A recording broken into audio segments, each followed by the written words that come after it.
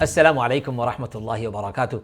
Shall I tell you the most astonishing, most hope-giving, uplifting and heart-warming verse in the Qur'an? For me, it is Surah Al-Baqarah, Surah number 2, verse number 153. There are 4 more verses after that also adds to the feeling of elation, of hope and happiness for me. I will read those verses so that you can also reflect on them.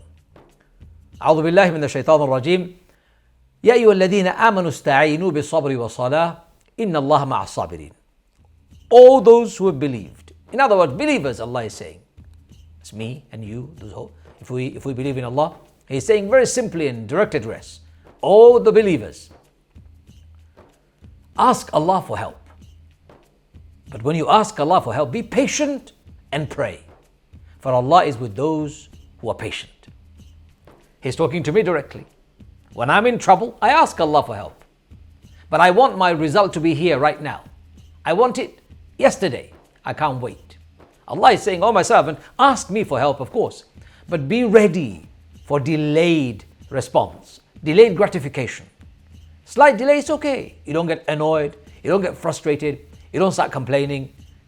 You don't lose hope. That's this verse. It's talking to me, talking to you.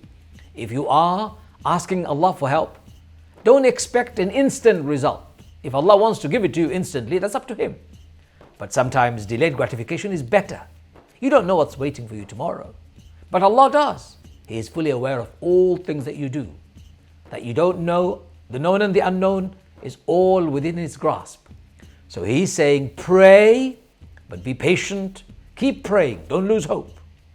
So I've been going through some difficulties lately. This verse has helped me put my focus in Allah, my hope and faith in Allah, and I'm being patient and I'm praying for a solution. The more I be patient, the more hopeful I become. And the more hopeful I become, the more I pray.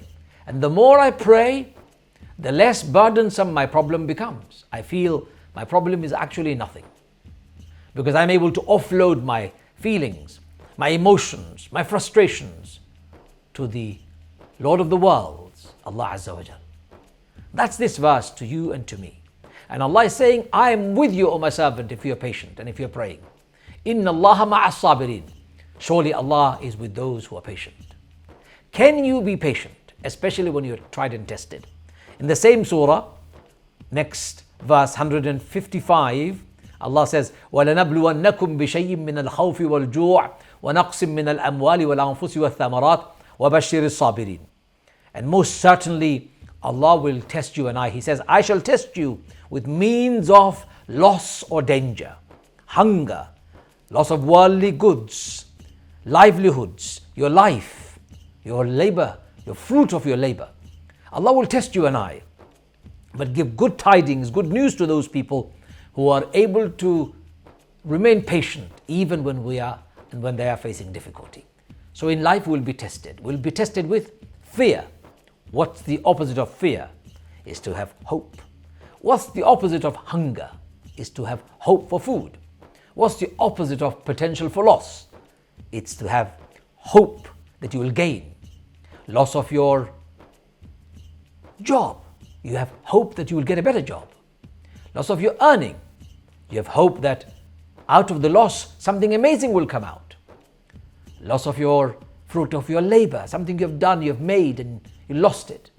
You have hope that you will get better, more opportunities, better outcome. All in all, each and every test you and I go through is a way of getting things better.